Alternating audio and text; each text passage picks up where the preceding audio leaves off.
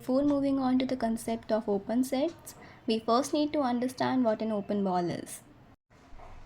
Let x comma d be a matrix space, then for any point x naught in the set capital X and any radius r greater than 0, we can define an open ball B with center x naught and radius r as a set with all those points in X such that the distance of these points to the center x naught is less than r. That is, if we take any point in the capital X, then every single point in X for which the radius for which the distance between x naught and x is less than r, all those points form an open ball B x naught comma r. And if you can see, I've made this ball to be dotted. Why? Because in definition we take the distance between x and x naught to be less than r. We do not include the boundary points. Okay, so what is an open set? If we take a matrix space x comma d and a subset y of capital X, then this y is said to be open if we take a point, let's say small x in capital Y and a radius greater than 0, then there should exist an open ball B with the center x and radius r, and this ball should completely contain in Y. That is, just look at this pink cloud, dotted cloud, which is nothing but the set capital Y. If we take any point in this capital Y, then there should be an open ball with radius r greater than 0, and this ball should completely contain in this Y. And if you can notice, I have made this dotted. Why? Because if we take any point on the boundary, let's say this point, if you take this point, can you draw any open ball around it such that that ball should contain in this Y? That is not possible. Why? Because if we take this point and draw an open ball around it, the outer part will not lie inside the set Y. So we cannot draw any open ball around any point on the boundary, because of which the boundary points are not included.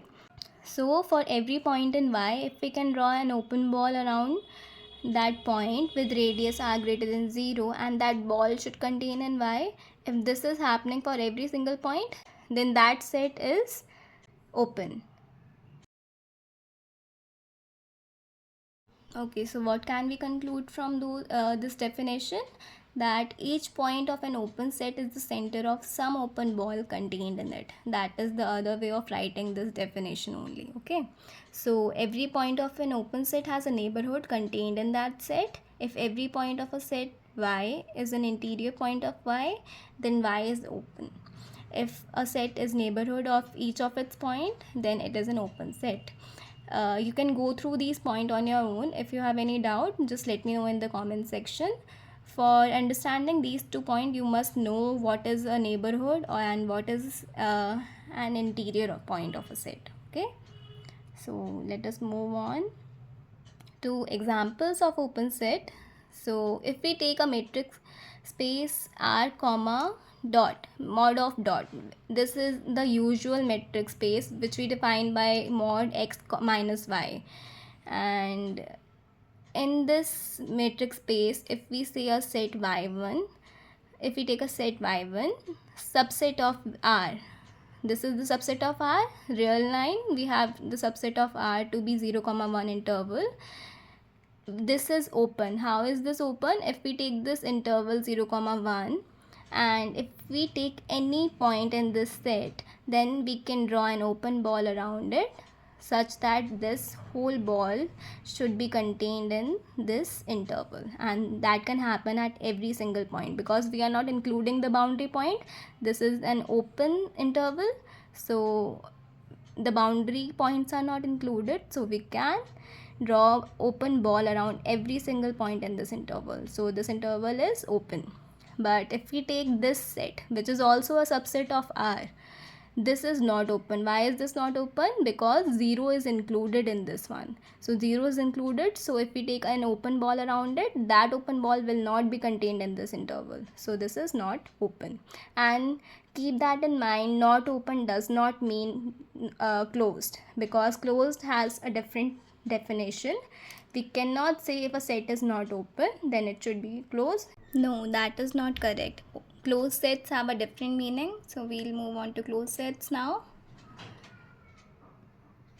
A set is closed if and only if its complement is open. If you can see in the diagram, we will say that this set A, which is the pink shaded part, this is closed if and only if its complement, which is this green shaded part, this is open, then only we can say the set A is closed.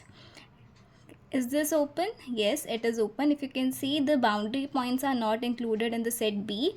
So if you will draw an open ball around any point in this set B, that open ball will completely lie in the set B. So the set B is open.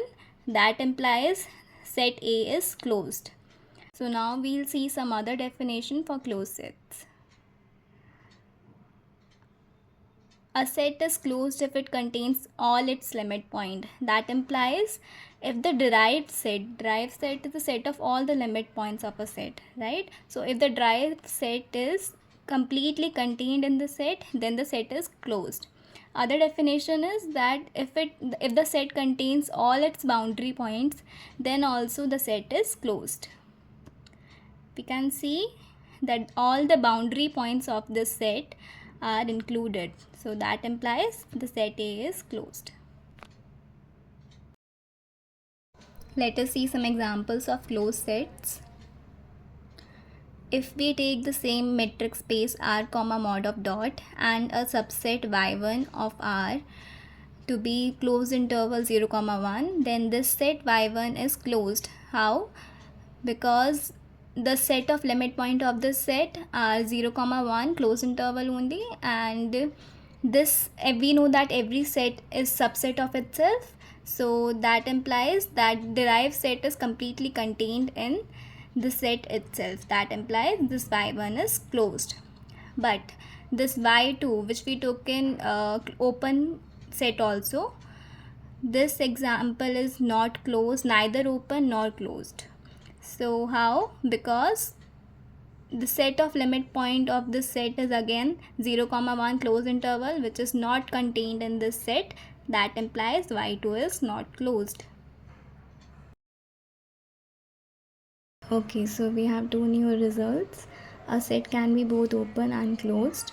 For this we have two examples, empty set and whole set X.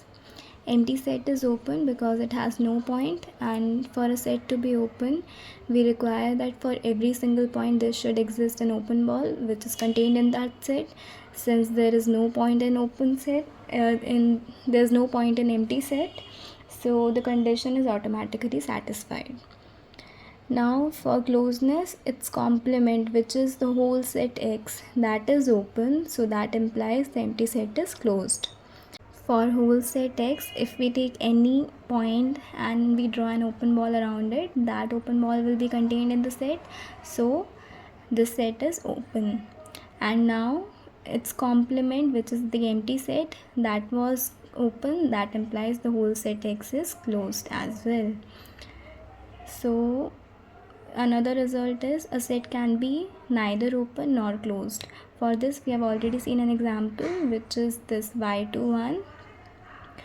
Another example is set of rational numbers and set of irrational numbers.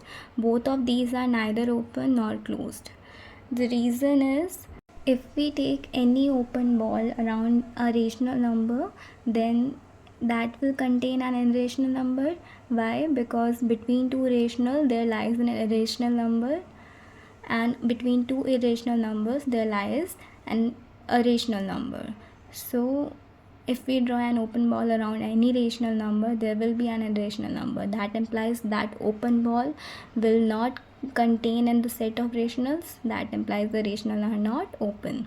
Same goes for irrational number. Irrationals are not open.